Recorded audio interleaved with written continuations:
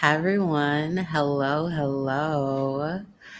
It is me, Ms. Malcolm Hughes, and today I want to come and give you all an overview of articles that I've read that have really intrigued me or really just allowed me the opportunity to continue to explore different topics. So I really wanted to come and share some of those with all of you because I think that it's a really fun way for me to continue to bring you all into my world, what I'm reading, what I'm interested in, and for us to continue to have dialogue and share together.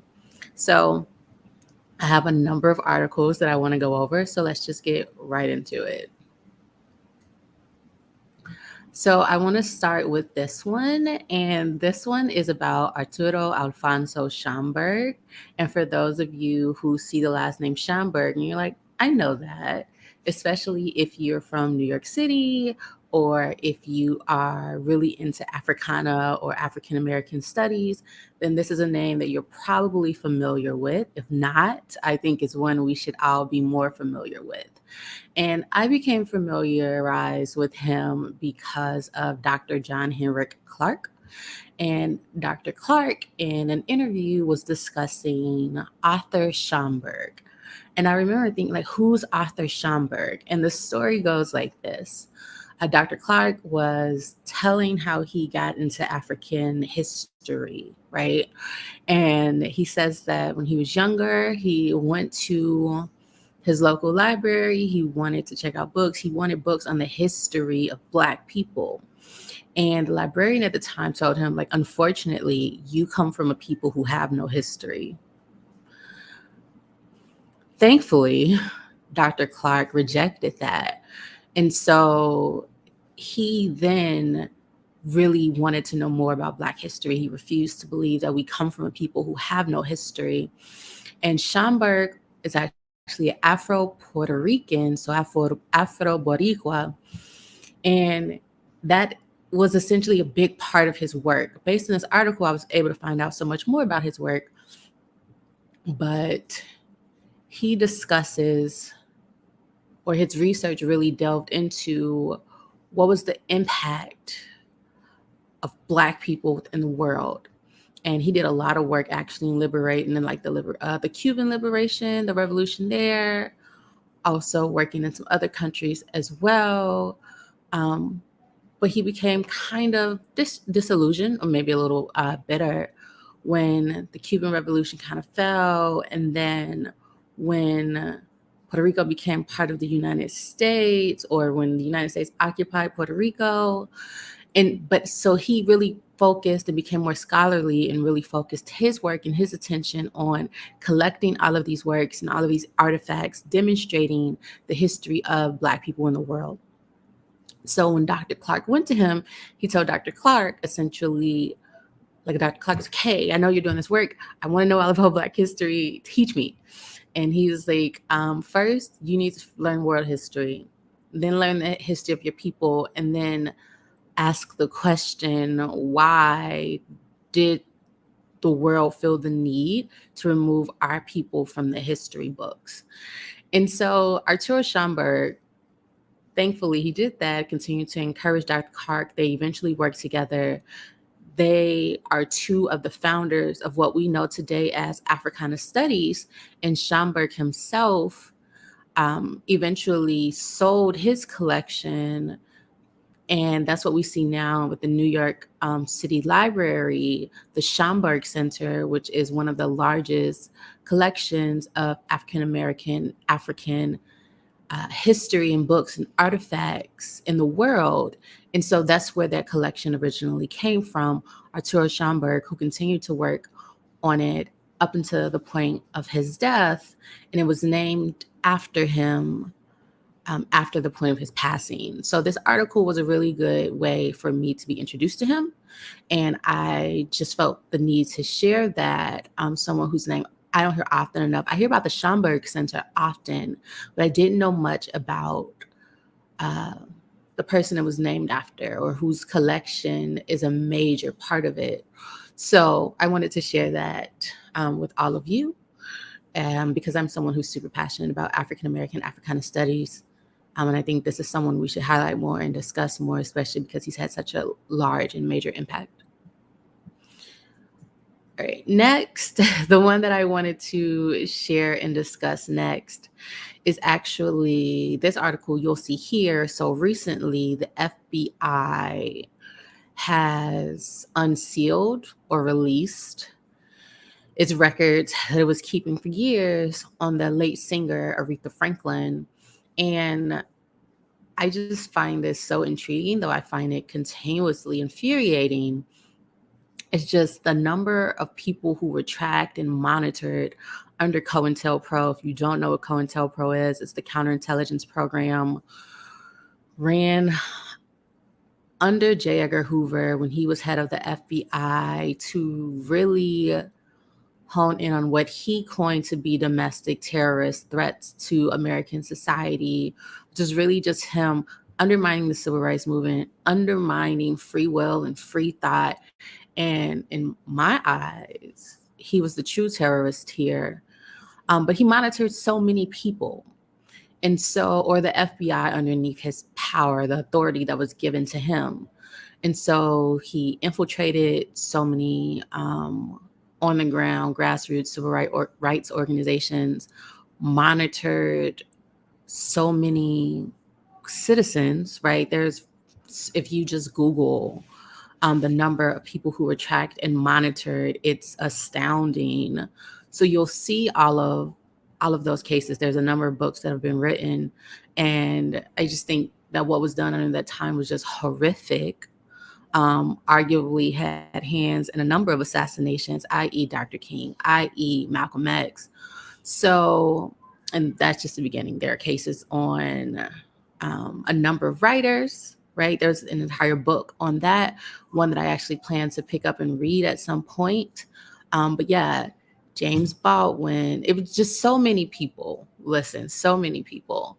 So this article itself here really goes over why Aretha Franklin was being monitored, her role in the civil rights movement, the organizations that she performed for, and how they were tracking all of this.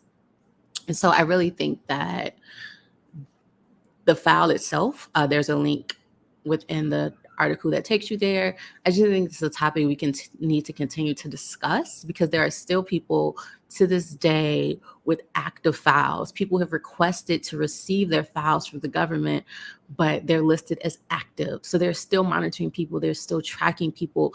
It's important that we are aware of the fact that this is happening, and that this is probably not the best use of government funds. So, and it's just a violation of human rights and protections under the law, I believe. But this article is just another example of one person whose file has been released after her passing, the late Aretha Franklin. All right, this is something that I greatly enjoyed reading. What this is, you will see it is from I want to make sure that I get the name absolutely correct. It is from the Economic Freedom Fighters, and this is the letter that was issued, the statement that was issued after the death of Queen Elizabeth. And what this letter essentially does is surmises a lot of what people of color felt around the world, and not even just people of color, Ireland as well. So what people felt around the world, people who have been subjugated under the British rule, who have been colonized at the hands of Britain historically, and some folks who are still within the Commonwealth.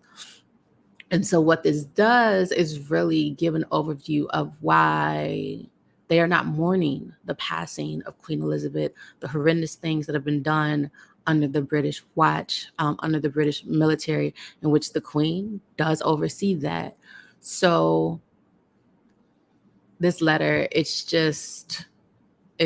brilliant and beautiful, and I think well stated, and it really hits home. And Trevor Noah and so many people have spoken about this, the fact that not everyone is mourning, right? to not everyone or mourning the same way, right? And so, and this is some of what it says. During her 70-year reign as queen, she never once acknowledged the atrocities that her family inflicted on Native people that Britain invaded across the world.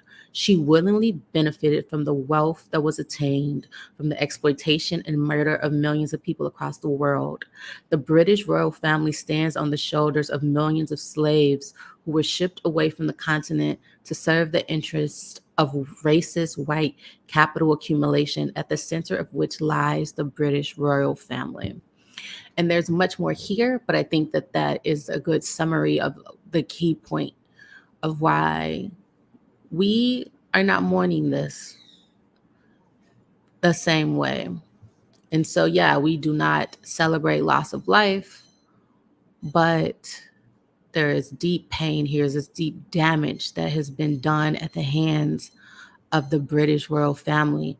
And this letter does a good job of acknowledging that and capturing it. So I think this is something that's definitely worth reading.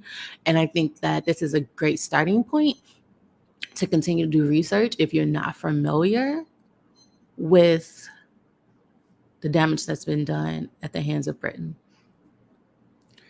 All right, for something a little lighter. So if you all haven't already seen it, I definitely recommend checking out The Woman King. And I really been looking into John Boyega recently, watched his interview with The Breakfast Club, love him. I know he's been getting a lot of pushback for saying that his preference is Black women. And there's nothing wrong with that. There's absolutely nothing wrong with that. In this racist, capitalistic society that is throughout time worked so extensively to destroy the Black family, to have a Black man say that, like, I choose Black women, they are ours. That is what I love. Outside of a political statement, I just think they're fine as hell. Culturally, it has the vibe, and the jokes have to be there, certain references, and there's absolutely nothing wrong with him saying that, with him feeling that way. And I love his stance and how he's like, yeah, that's not up for debate. This is what I want. This is what I prefer. I want a woman who looks like my mother. What's wrong with that? Everyone else gets to say that.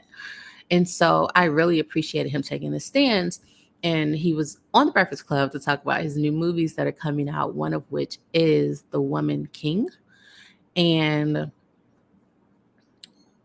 he talks about so many things, honestly. He really praises his the stars of the film, the women who are part of the army that's being celebrated here, who the movie is loosely based on.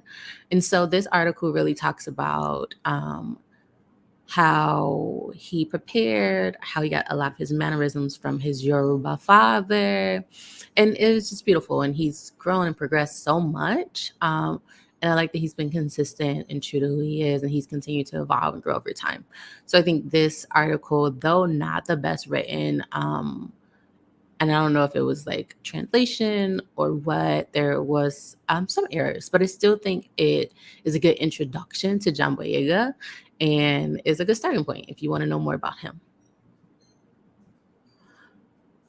All right, another article that I read recently, and this is about the migrants who came to the US who were put on a plane, dropped off at Martha's Vineyard with no clear plan. People had dates to appear before the immigration committee way in other states across the United States. Like, how are they going to get there?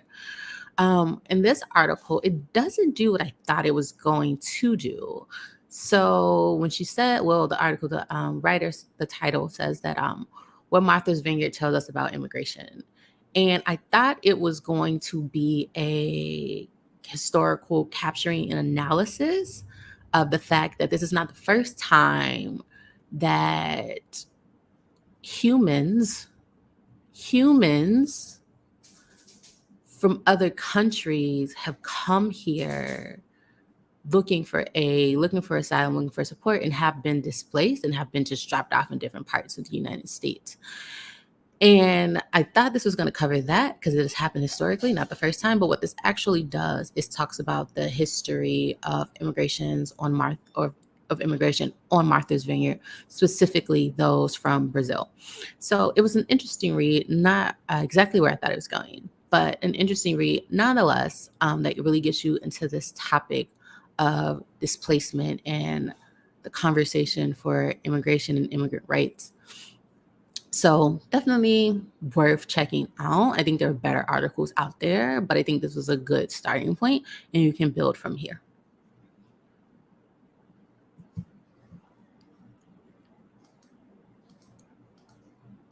All right. And the last article that I wanted to discuss is Hurricane Fiona in Puerto Rico. So I'm actually here in Puerto Rico. I've been here for a while. My time is actually coming to an end soon, but I've been here for a while. As you all may know, we've been dealing with Hurricane Fiona. Hopefully yesterday was the worst of it. It's calmed down a bit. We were without power yesterday for 12 hours. It came back on in the middle of the night. Today we're still like rationing water, not wanting to run out until the water is fully back up again. So definitely ongoing challenges. We'll say that I am in San Juan, which has, even though there's a lot of water, is in better shape than a lot of other parts of the island that are more remote or higher up. So people lost their entire homes, the water rising, it's a lot. So really just want to say pray for Puerto Rico, pray for everyone here, pray for everyone else impacted by Hurricane Fiona within the Caribbean as well. And this article really captures yesterday, the power grid, the ongoing challenges with that here in Puerto Rico. So definitely worth checking out.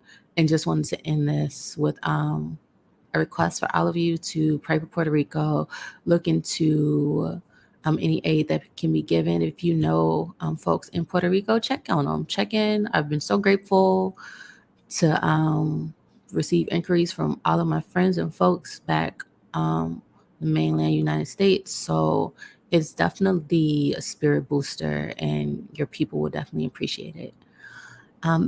Just going to go through this one last time, make sure I hit every article I wanted to. And yeah, that's what I wanted to come and discuss with all of you.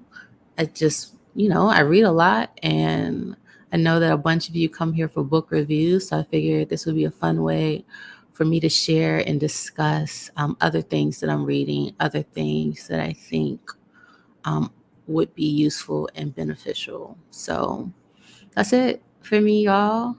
As always, I am MsMalcolmHughes. I'm signing off. I thank you all for watching. Please continue to stay safe, and I will catch you all in the next one. Peace.